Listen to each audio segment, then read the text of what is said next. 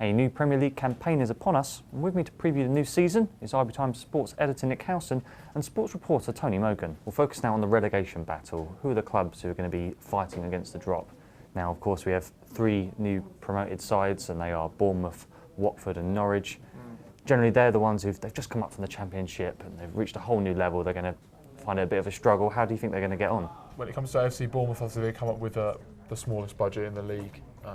Their first season in the top flight. I think we should mark it a fantastic achievement from Eddie Howe. Ahead of schedule, we must add, and I think that's going to contribute to their problems.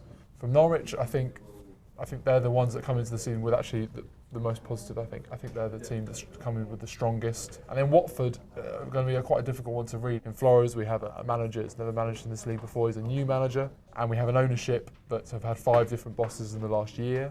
At my last count, there was 10 new signings there. That may have changed since the time we sat down here. I'm not too sure. And alongside a new manager whose pedigree comes from Spain, and even then it's pedigree that hasn't been there in the past 4 years. Bournemouth, on the other hand, the dynamic's very familiar, like sort of a new club coming up. We know all about them. Last season, all the positive statistics fell in their favour. The most goals scored, the most possession stats, the most forward passes, all these little facets of a team who everyone sort of adopts and says, well, fair play to them. I'm just not sure if that romanticism will carry up into the Premier League. The Premier League is a ruthless league. Come January, February, I don't think we'll be there again. Well, as well as the promoted sides, we have plenty of other Premier League teams who just about survived last time. Up in the northeast, there was of course Newcastle and Sunderland, who had dire campaigns, and then in the Midlands, Aston Villa and Leicester. How are these teams going to fare, and are there any other sides that should be looking over their shoulders? I think you touched upon the 4 that certainly concern me the most. I'll start with Sunderland. They are being punished for a series of incredibly damaging appointments from a managerial perspective. They haven't had a manager start and end a campaign since Steve Bruce. They're bringing in a manager who will retire after this year. He's only going to be there for 1 more year. They could have given it to a young manager. I think Newcastle, they've added 1 or 2 nice faces. Mitrovic is a very, very handy player, very much in the mould of the old-fashioned Newcastle United striker. The problem they have, and I mentioned this when I spoken to Spurs, they've actually acted very shrewdly, whereas Newcastle haven't actually looked at the area that is of most concern.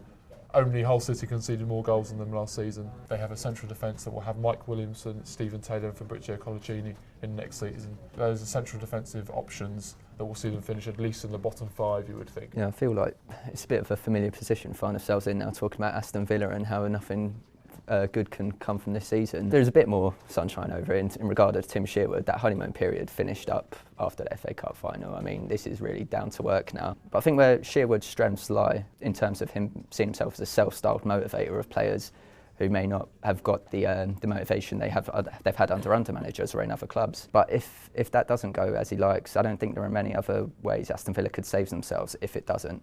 And when it comes to Leicester City, I mean, they've decided that after 7 wins in the last 9 games, they thought that's just about enough for Nigel Pearson. You know, it's undoubtedly that Pearson got the best out of this squad. Now, they haven't actually lost very many players. They're basically going with the same squad, but they will be patrolled by the Italian Claudio Ranieri, whose managerial reputation is at rock bottom after his ill-fated spell with the Greek national team. I don't think Ranieri will have much luck at all. As harsh as it sounds, I don't think Leicester's season will really get going until his replacement comes in. There's just not enough of as Nick put on, a galvanising effect he can have on a team who was so closely knit last season. So, final predictions then. Pick your 3 teams to go down. I think this is the biggest relegation battle in Premier League history, given the television money. So I think we're going to see more sackings this season maybe than ever before.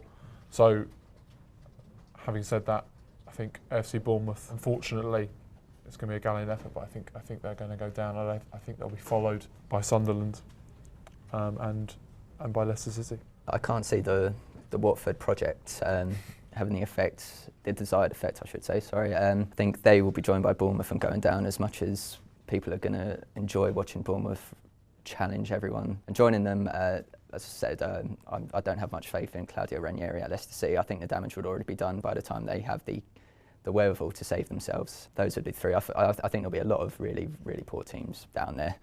But as we've become accustomed to, it's no longer being the case of being good enough to stay up. It's just being the least worst out of a very bad bunch. Well, for all our coverage of the Premier League, go to our website, ibtimes.co.uk.